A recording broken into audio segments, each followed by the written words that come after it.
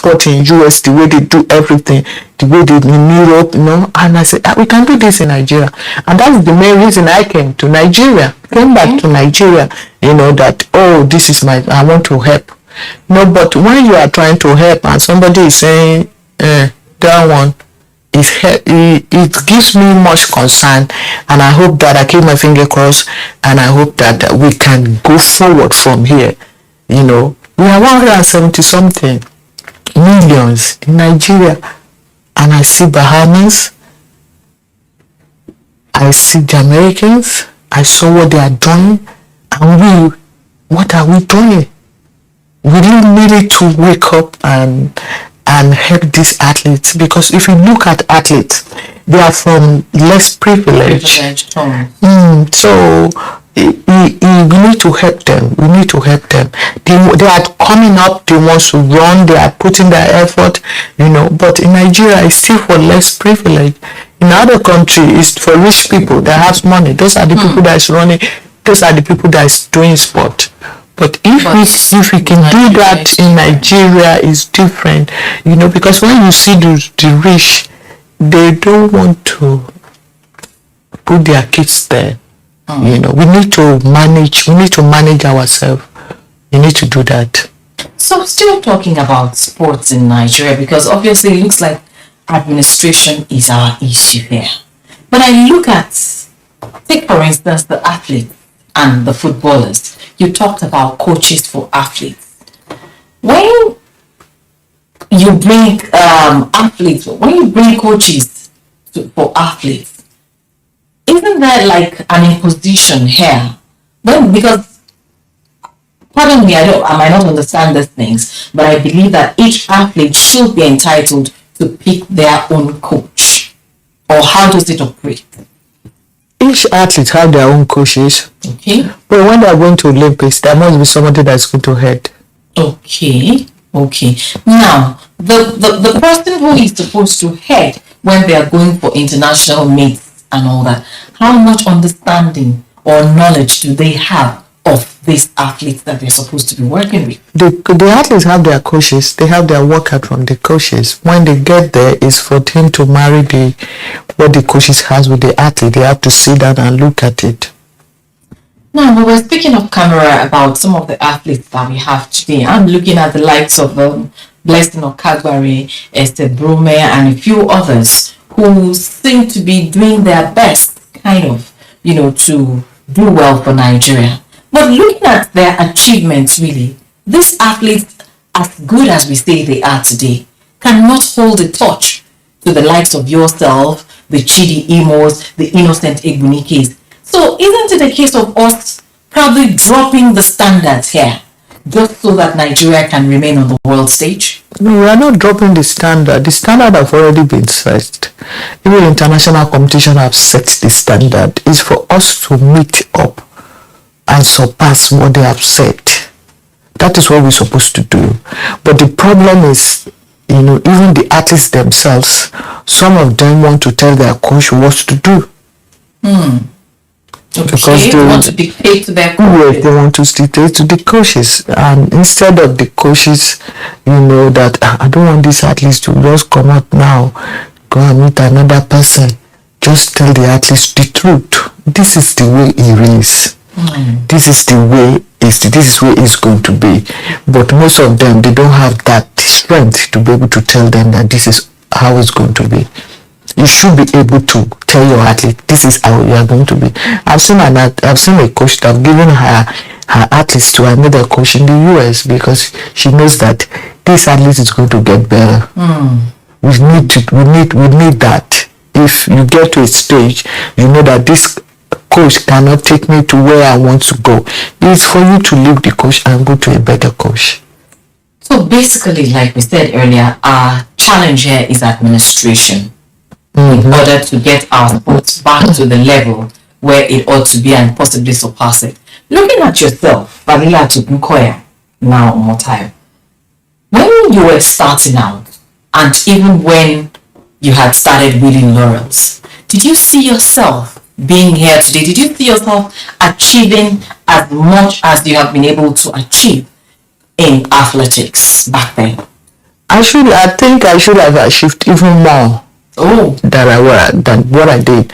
But you want to, Nigeria is a country that when you are running one event, to keep to that event. Because when you go try to run another event now, the person there will be, why you come here now? Why you not stay there now? So it's something that these athletes need to know, that whatever you want to achieve, just go for it. Because when you finish and that time will go by and pass you, there's nothing you can do anymore. There's nothing you can do anymore. So they need to really grab it. Yes, because now sometimes when I'm at home alone, I'm like, that time when my coach say, if I go and do, I say, coach, I will just say, but I'm here now. And it's a time limit, it's a period, when the body won't be able to go as fast as we want that body to go. So we need to, whatever they want to do, they just need to grab it and do it now. But we need to encourage those athletes. They must be encouraged, they must be supported, they must be given money, they must be, because these athletes, people are forgetting that when you close a stadium, where do they want to train? That's their office. We say there's COVID-19. Yes, there's COVID, but you are going to your office in the morning. Are you telling me in your state you don't even know the people that's competing, that's going to represent the state, represent Nigeria, that's going to represent Africa in the future? You don't know them? And we are saying this level should come to the office. And we are telling athletes to stay at home. I think that's the worldwide thing about athletes, not being allowed to train and all of that. That only came up with the coronavirus pandemic. Yes. Before COVID-19, they were given a free rein. They were allowed to. Why did they just stopped them? Yes, and I think that's all over the world. It's not all over the world.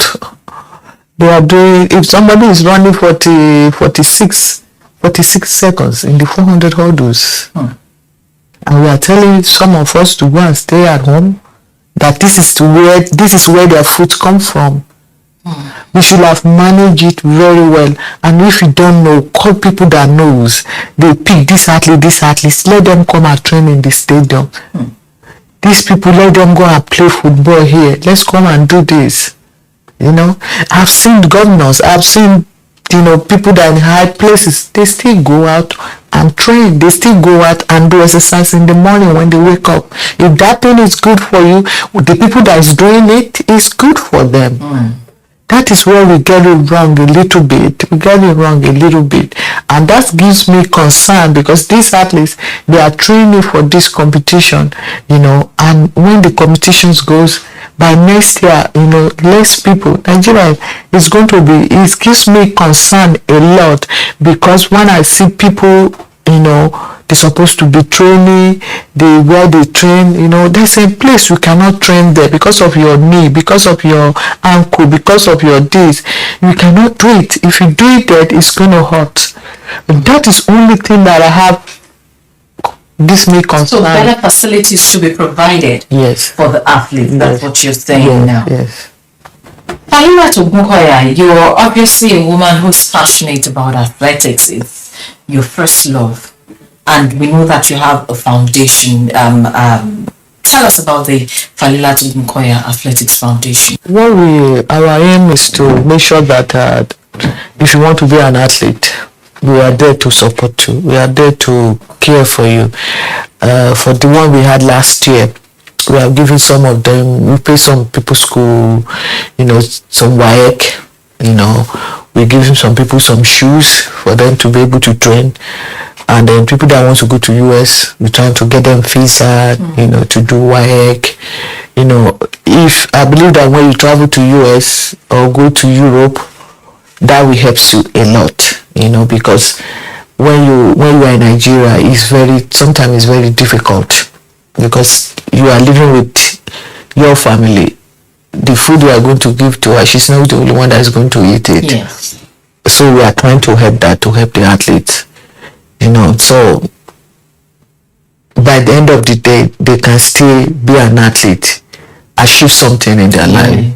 Is there an age limit for the people you take into the foundation? And for people who want to be a part of the Falila Togunkoya Sports Foundation, how do they come in? No, I think that we can. The only way you can come in is when we have a competitions, and that is why, I said earlier that it's very difficult sometimes for us to get to get somebody to come and sponsor, come and give us money to sponsor competition. We have so many talents in primary schools, in secondary school, and if you don't start from there, it's going to be a problem. It's a big problem. Because if you start when they have finished secondary school, they will just be like, which event? But when you start when you are primary, nurture them. Yes. So I think that will help. That will really help. Any age limit? No age limits, from. What's the youngest? As young as you can be, maybe age 4, age 5, because now the way they are is much, much different from the way we are. Because then, when I was young, they will think that maybe when I'm eating this food, I'm eating this food. But now, you see the kids of nowadays, they have grown, very well. So, if you impact them, before they are 10 years old, and then I think that will really help them. When you won the medals at the Atlanta Olympics, that's in 1996, you said, this house in which we are is one of the things that, you were given by the federal government. Looking at how the federal government of Nigeria rewards athletes, sportsmen and women, do you think this is enough in terms of what those athletes, those sportsmen and women have done for the country? Or is there any other way that they can improve in their contributions to the well-being of? I think they should have done. I think the government they need to do more to them. Because if you see the governors, if you see the Senate, they are just there for 4 years, 8 years, and when they finish, they are collecting money. And when you see people that represent this country, that have made Nigerian proud, they are not collecting anything. It's whatever you get that time, that is what you manage for the rest of your life. Yes, and these athletes, these people, these are the people that people got up in the stadium, singing Nigerian national anthem, for them because of what they have done for their country. I think they need to do more. If we do more to our athletes, you see more people competing. And that brings me to the issue of retired sportsmen and women. It is sad to note that when sportsmen and women retire in Nigeria, oftentimes they retire into penury. They retire into lack and want. How can we stop this ugly trend? How can we ensure that our sportsmen and women, after retirement, they are well catered for the rest of their lives? They have to be on the palliatives. Like US, they still give their athlete, their retired athlete, the Olympian, they still give them money. So we need to manage them. You see, as you see, we manage ourselves. We all manage ourselves. We need to manage them. I don't like it when the athlete is in trouble. Now, that is when you call the minister that is there. You call this, you want to call that one. We are not being managed. We are not managed. And that is what we're supposed to do. We're supposed to manage ourselves. We're supposed to manage the athletes, the people that have represented Nigeria, the people that have made Nigerian proud, people that have said, this is my country, I want to represent my country. We need to do that. By doing that, that will really give less, problem to this, into the society. Finally, Falila Togunkoya, you have done so much for Nigeria, and you're one individual that I'm sure a lot of young ones look up to. They want to be like you. They want to make a name for themselves and make Nigeria proud, just as you have done. What are your words of encouragement to them? What's your advice to such individuals who want to go into sports, particularly athletics? If you want to go into athletics, and no sport you do without that, you have to run first, because if you are not fit, you cannot do any sport. So what I would tell them is, whatever that is going on around you, don't let that one affect you, because if you let what is going on around you affect you, that means that that's it for you. So you just have to, keep your head up, set a goal. It's always good to set a goal. It's always good to set a goal. When you set a goals for yourself, this is what I want to do, this is what I want to achieve, I think that will help the individual, for that person to be able to, like, this is my goal that I set for myself, let me go and look at it. And you go and look at it, and then that will really help. Set a goal for yourself. Although I said it was the last question, but there's something more I want to ask you. Oftentimes these days, when we find sports, talented young ones going into sports, they seem to want to relegate education to the background. Is it that education has no relevance in sports, or what importance does education have in sports? It's two together, because if you look at sport, if you want to let education off, you have problem later on in life. And if you want to, like, if you want to go for the education, you have greater, less problem in the future. But if you can combine and do both, some people don't think they can do both, but it's possible. Because that time you don't have much in your head you are thinking about. If you just marry the education and the sports together, that will really help. That will really help. Thank you very much, Chief Falilat Ogunkoya Omotayo MON, for being a part of this show today. Thank you for having me. It's always a pleasure. Thank you. Set a goal for yourself, and once you do, you begin to work on those goals, and of course, the rest will be history, because the sky will simply be your starting point. That is what we're taking away today on Executive Discuss from our guest, Chief Falilat Ogunkoya Omotayo MON, a woman who has done Nigeria proud at various levels and still keeps on working to ensure that the young ones that are coming behind her also get to the pinnacle of the sports industry. That's the size of our package this week on Executive Discuss. Let's meet again same time next week, where we'll bring you another trailblazer from another part of the country. Till then, I remain Ololade Adenijadili. Do your best to make Nigeria proud.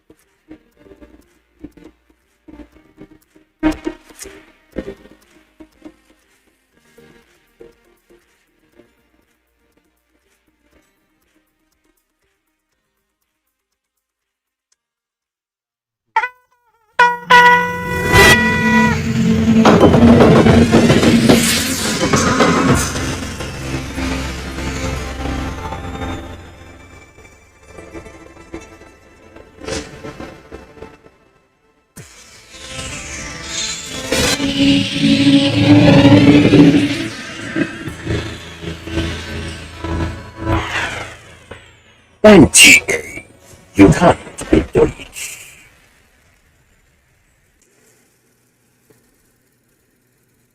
Even before the term Nollywood was coined, the local film industry was in existence, although at a smaller scale that catered to an immediate demographic. Specifically, it was more indigenous in nature, pioneered by the likes of the late Hubert Ogunde. But through the decades, the Nigerian film industry has grown in quality and quantity to cater to a more diverse and international audience, largely due to digitalization, technology, and accessibility. Certainly there has been some improvements, a sizable jump in creativity and in productivity in the Nigerian film industry, largely because the tools that make for productivity and for creativity, there's been more access to those tools. So are we talking about hardware or software? More filmmakers and more industry participants are having again, easier access to these tools.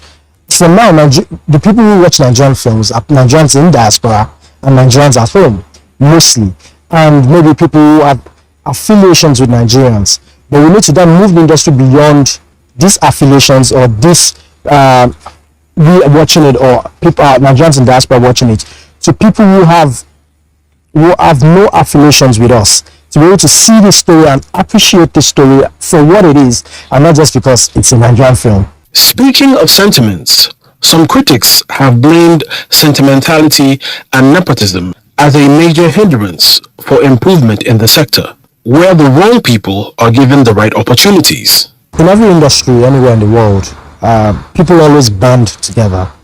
So certain filmmakers will work with only certain people, whether it's those who are in the technical side of things or those who are in the arts side of things. So I don't necessarily see that as a wrong concept. What I think we need to curtail is giving people jobs that they don't deserve. So, what then lies in store for the Nigerian film industry in the future? According to PricewaterhouseCoopers, global entertainment and media outlook for 2020 to 2024, the media and entertainment industry is regarded as the fastest growing sector of the economy. Contributing, expected to contribute up to 2.6% of the GDP. So this is an industry we can just wish away, or just wish would grow by itself. It has grown by itself, but now we need investments. Now we need, the deliberate.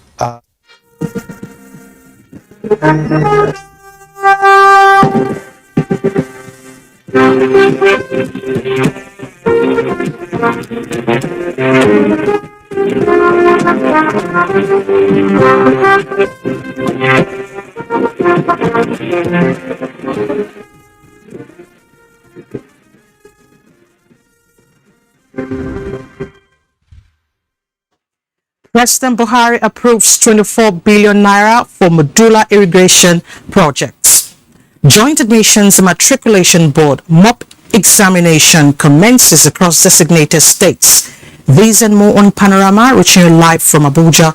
I am Elizabeth Omori. We'll be right back.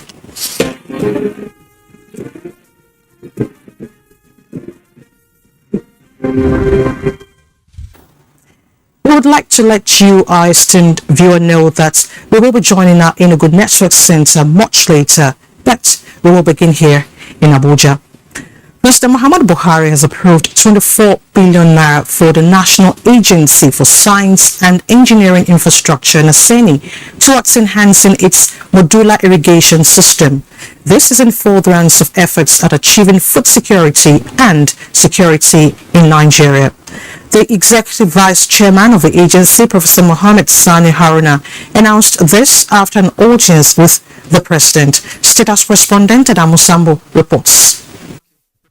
The President is impressed that NASENI is delivering on its mandate and directed us to do more, particularly in the modular irrigation projects. The modular irrigation system is one of NASENI's inventions and innovations for the agricultural subsector of the nation's economy. It is a scheme developed by the agency for farmers to irrigate their farms using a solar-powered mobile pumping machines, even where there are no rivers or streams nearby. We have acquired a 10-hectare farmland in Adamawa State using water from River Benue, where this pilot scheme is starting. And it is estimated that based on the technologies to be used there, it is possible to have 3 multi-crop seasons in a year, commencing from October this year God willing, in that land. This one, we are drawing water from River Benue, of course, solar powered.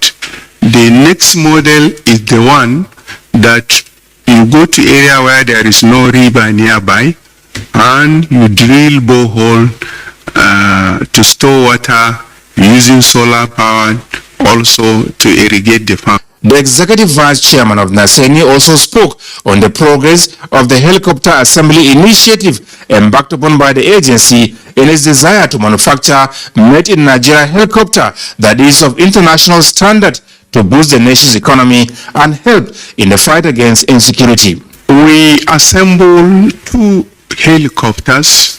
Now these helicopters are in the helipad and hangar developed in our site in Karshi. However, for its expansion, the president has approved the project to be relocated to Nigerian Air Force Institute of Technology, Kaduna, because of the already developed facilities there, in order not to reinvent the wheel. Why you are not seeing it flying? Because the Civil Aviation Authority is still doing all that processes needed to certify this helicopter.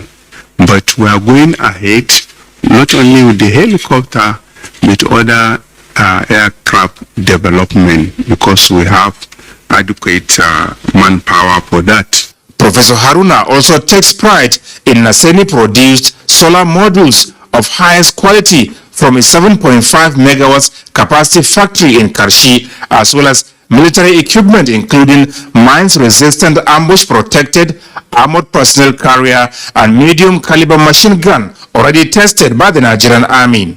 Local production of the military equipment in particular, he said, is in line with Nigeria's national defense policy as well as the Executive Order Number 5 signed by the President.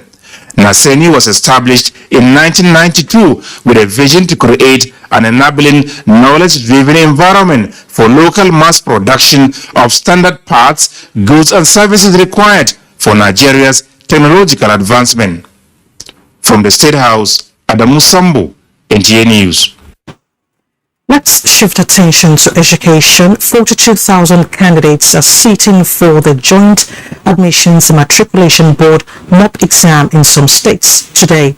Untitled has been monitoring the exercise in some centers across the Lagos metropolis, and he joins us live now from the mega city for a situation report. Thank you so much, Adeni, for joining us on Panorama. Good afternoon, Elizabeth. Thank you so much. We understand that you have been to some centers. Could you bring us up to speed on the exercise? Okay, earlier in the day, I was at a center, KKK, in Ilukoju area of Lagos State, where the process was still, about starting with the registrar of JAMB, Professor Ishaq Oluede, in attendance, to monitor the exercise. But right now, I'm at Agidingbe, a center, WAEC International, where the process has moved on speedily, because right now we have a second set or second section of candidates who have written the examination, coming out, after, writing their exams. One of them, Samuel, is now here to, join me to come and share his experience on how the examination has been. Good afternoon, Samuel. Good afternoon, sir. Okay, you participated in this particular exercise. Tell us how it was. It was very good and I enjoyed it. God has been there for me and will always be there for me. I thank God I wrote the exam successfully. Okay, when did you start and did you have any difficulty, writing the exams? I started 9 a.m. and I ended it. Was it 12 a.m.? What is it? It was successful. I wrote, there's no any challenges in the exam because I wrote it once. Okay, so I read last night, so I had to face the exam today. So I wrote successfully. Okay, we understand that some candidates like yourself had issue, about being captured. Did you go through that, or did you see anybody going through that here? No, I didn't see. Like nobody. Okay, so it was fine. Yes. All right, that's Samuel. Apart from Samuel, I've seen quite a number of other candidates who have written this examination coming out after writing the exam. But I have standing by to the spokesperson of JAMB, Dr. Fabian Benjamin, who will also explain some things to us about the conduct of the examination. Thank you for joining me. Thank you very much. All right. I've had people, I've interacted with some people here, and they talked about, some people could not participate in the examination. I don't know if you can tell us why that happened. Well, we have three categories of candidates who are sitting this examination today. Those that have fingerprint peculiarities, then those with biometric challenges and technical issues in some of those centers. We have 10 centers that failed during the examination across the country, and we have rescheduled all the candidates in those 10 centers. In some of those centers, we suspected some examination malpractices, and as usual, after every examination, we view our CCTV cameras at the centers, and wherever we find anything that we are not too satisfied with, we dig further. And through our investigation, we discovered that some of those centers were involved in some practices that were not acceptable to us, and those examinations were cancelled for them to resit the examination. So that is what we are doing today, to give every candidate equal opportunity and to ensure that fairness is being adhered to, because there could be one or two candidates that are innocent among those that are involved in that malpractices. Okay, I'm aware that the board has taken some measures to ensure that malpractices like you talked about, is not permitted in this particular exercise. There I also heard that about 3 or 4 candidates, were on the exemption list and all that. What does that mean? Well, malpractice has been one of the biggest challenges of public examination, not only in Nigeria but across the globe. If you go to India, you go to everywhere, you see challenges of exam malpractice. And just as I keep saying, they say if the bird has learned to fly without pitching, the hunter should also learn to shoot without missing. So as the candidate devises new means of cheating, we also go back to our drawing board to also see how we can also innovate, taking advantage of technology so that we can nip some of this action in the bud. What we have done, taking advantage of technology, is to introduce the biometric verification. Besides the biometric verification, we have also introduced some other measures. Like, for instance, for you to sit our examination, you must be verified biometrically at the center, at the entrance. And without that, your questions will not be automated on your system. Immediately you are verified at the gate, your question is automatically placed on your database, and then you go inside and then sit the examination. So those are some of the measures that we've taken. The candidates you are talking about, the examination, some of them, the issues are safe-made. Maybe I should tell you to just hold that thought while I engage with Elizabeth in Abuja. Elizabeth, perhaps you have a question or two for Dr. Benjamin or for myself. All right, I think we'll have more questions later subsequently. Thank you so much for your efforts. Thank you very much. Thank you. Thank you so much. Well, earlier, Adeniyi Taiwo spoke with the registrar of JAMB, Professor Ishak Oloyede, who commended the process so far, but decried parents' interferences. So far, so good. You can also go around. At least in Lagos here, I can say that all the centers I've visited, only 4 candidates claimed to have problem, and we look at the problem, it's neither here nor there. It's easy to manage the students. You can see the students well seated everywhere, but look at the gates and you see the parents, and you will see that they are more problematic than the candidates, because most of them are there thinking that there could be a way they could do some cut corners and talk to some people so that undue advantage will be given to their votes. I think this is part of the problem. Professor Ishak Oloyede there. Now it's time to join Comfort Iron in Enugu for the continuation of Panorama. Over to you, Comfort. Thank you, Elizabeth, and welcome to Enugu Network Center. Good welfare package for lawyers and a conducive working environment for judges are necessary provisions to ensure smooth delivery of judicial matters, whether at the bench or bar. Mina Adobe Okobasi reports that these were the submissions of the newly inaugurated executive members of the Nigeria Bar Association NBA in Enugu State during a courtesy visit to the President Customary Court of Appeal in Enugu State.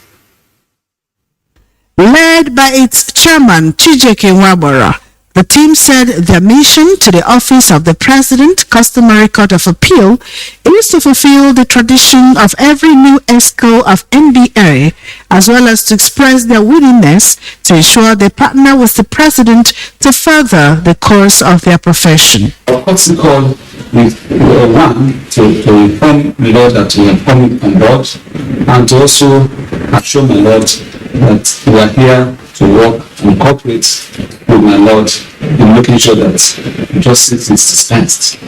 They use the occasion to highlight some challenges faced by their members to include but not limited to limitations in the number of sittings of the customary court, poor conditions of some courts in the state, lack of accommodation, and non-allocation of official vehicles to appointed judges, amongst others. Responding, President Customary Court of Appeal expressed gratitude to the team for the visit, which he said was timely considering the fact that the Customary Court has now occupied its permanent building.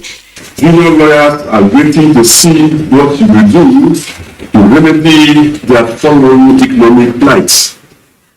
Call upon you to be and don't cease from being the watchdog of the system. If you keep mum when you should speak out, you definitely will have a share in the blame for the resultant decay. The new ESCO of the Nigerian Bar Association Enugu State was inaugurated on the 29th of June 2022 in Enugu. Mena Adobe Kobasi, NTA News. Wife of the Enugu State Governor, Monica Ugwani, has tasked secondary school graduates to be self-reliant and resourceful by using this period to learn a skill so as to be relevant in the society.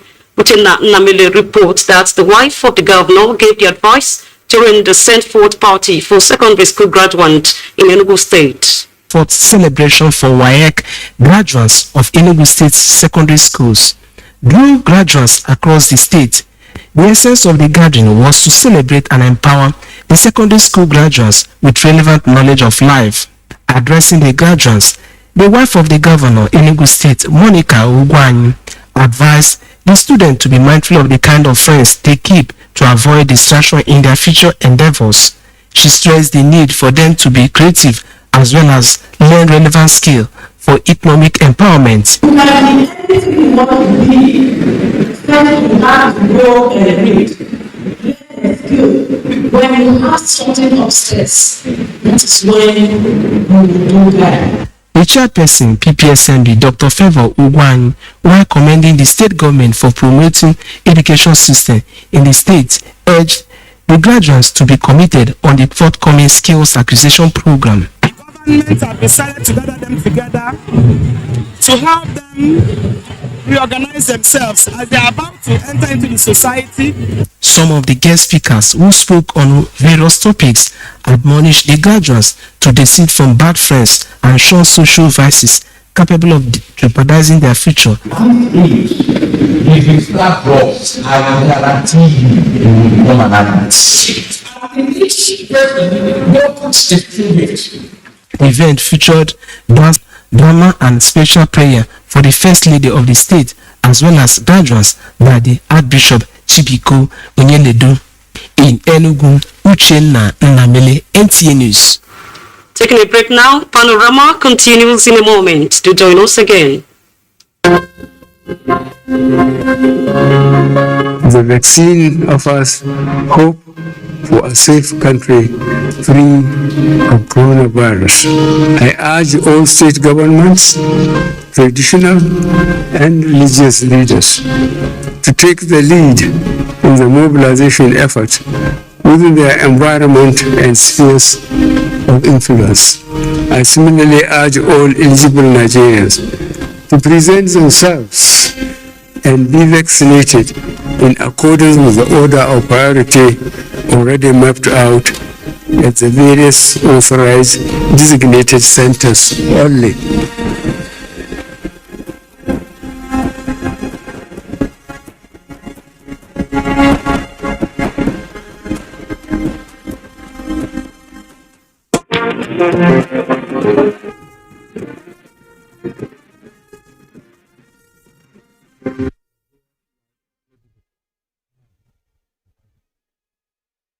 on Panorama, experts in health sector have re-emphasized exclusive breastfeeding of babies from the first hours of life to 6 months, as breast milk is said to be the first vaccine that builds up immune system. Ukebia reports that the benefit of breast milk is highlighted as the world marks Breastfeeding Week. So that we should do it so that it will help the baby. It cannot contact any disease. I know the exclusive is very nice for baby. It makes baby so healthy. Breast milk is produced by the mammary gland in the woman's body specifically to meet the child's nutritional requirements. Breast milk is a complete source of nutrition and hydration as it comprises 90% of water and other antibodies that helps protect babies from getting sick. The nutrients contained in the breast milk include water, protein, carbohydrates, and lipids. Each of these nutrients plays a vital role in the overall well-being and development of the child. Hence, the World Health Organization recommends that baby is introduced to the mother's breast milk within the first hour of birth. That breast milk is the first vaccine or the first protective medicine that the baby gets. Remember, there is colostrum and all other things, good nutrients in the breast milk, which will prevent the baby from being ill. Again, by the fact that you are breastfeeding, the baby is protected from all the pathogens that can be introduced from water that you don't know the source. The mother recovers faster and gets healthier from all the effects of pregnancy when the mother is breastfeeding. The womb contracts better and contracts well. Babies that are breastfed, they are less likely in their adult life to develop chronic medical diseases. The theme for this year's Breastfeeding Week, Step Up for Breastfeeding, Educate and Support, is a clarion call from the World Health Organization to support many mothers whose busy schedules prevent them from breastfeeding their babies exclusively, thereby introducing their babies to complementary food. If we have a newborn baby, within the first 1 hour of the birth of that baby should be put to breast. We call that early initiation. You have to start that early. Then you continue breastfeeding exclusively for 6 months.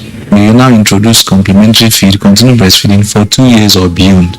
In order to save babies from the risk of contracting infections and diseases, experts are emphasizing that mothers should adhere strictly to exclusive breastfeeding. In Enugu, Ukeria, NTA News. That report brings us to our background discussion on today's Panorama. And with me in the studio to do justice to this burning issue is Dr. George Ugu, the Executive Secretary, Enugu State Primary Healthcare Development Agency. Sir, you're welcome to Panorama. Thank you. Good afternoon, viewers. All right, 1st August to 7th each year is observed globally as Breastfeeding Week. Let's begin by asking you the huge message organizers of this week-long event seek to trumpet. Yes, just as we do every year, especially this very year, look at the theme for this year's celebration. We're saying step up breastfeeding, educate and support. So we use this period to call on our society, every person in society, to join hands, especially mothers and caregivers, to ensure that the newborn gets adequate breastfeeding. Breast milk is the best food for the infant, and we are emphasizing some specific aspects of breastfeeding. One is early initiation, which is that at the point of birth, within 1 hour, the baby should be put to breast. Then exclusive breastfeeding is what we say that within the first 6 months of life, breast milk alone is enough for the baby. No water, no other food, no other things should be put to the baby. The water in the breast milk is enough for the baby. Over 80% of breast milk is water. And apart from that, there are other nutrients, other important necessary nutrients that the body needs, that the breast milk has in the right proportion, that the baby will just be growing without challenges. And there are many other advantages of breastfeeding. So apart from the exclusive breastfeeding, we also want people to now add complementary feeds from 6 months and continue to breastfeed the baby at intervals for a period of 2 years or beyond. So with that, the baby is given a sure footing. The physical and mental development of the baby is guaranteed, and the baby will do very well. Being very smart, most of those kind of babies will be leaders and captains of industries. And that is why we're taking out time. Let people not think that because you think you can afford formula or this or that, you give excuses that my breast milk is not flowing. No excuse is acceptable.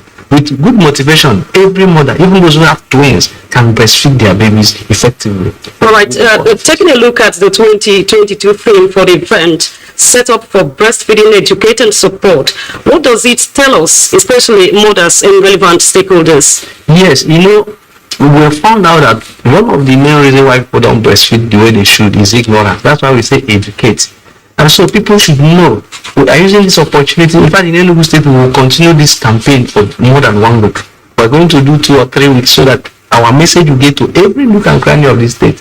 So the message is important, and so we don't want people to have ignorance. Even educated people can be medically ignorant in that sense of not knowing that with your money, with your education, with everything, breast milk is the best food for your baby. And so that's why we say educate. Then the other one is support.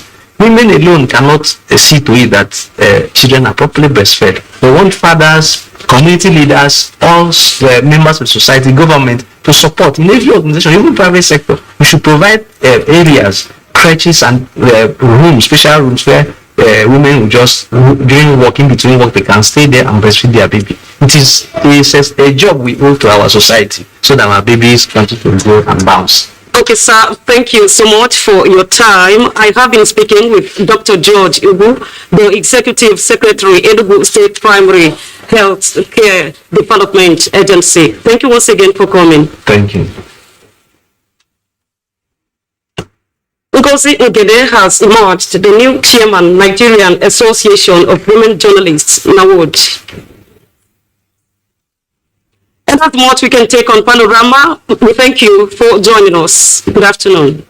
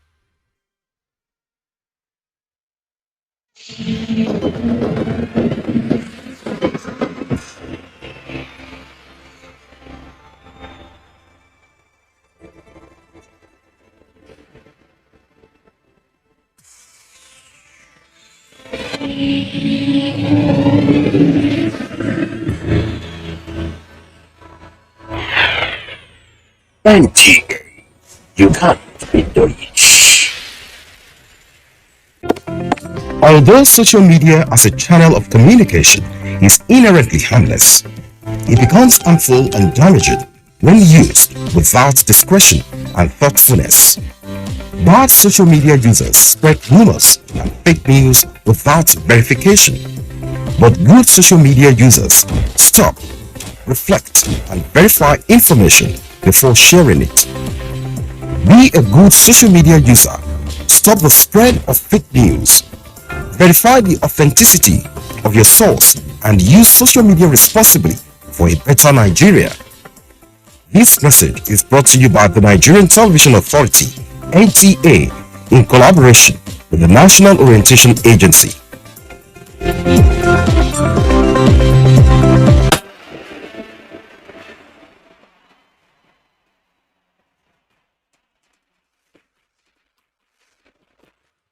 Issues in the sports sector remain one of the most debated among Nigerians due to the passion, followership, government involvement's impact on Nigeria's external image and our national life in the sports parliament. The NTA offers Nigerians deep views on issues with experts in the sports sector, offering in-depth analysis, insight, and qualified towards elevating Nigerian sports to the zenith. Of the Sports Parliament. Sports Parliament, a unique platform for sports discussions, showing live on the NTA. Keep a date with the parliamentarians. You guys have it.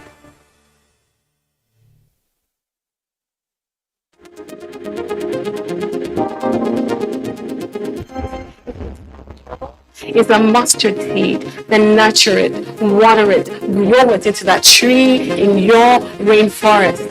And she already stands in front of you and must listen.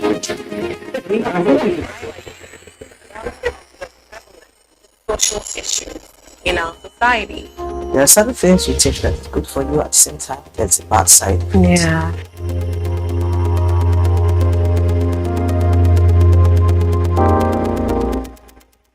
What is it that you want to leave us with today?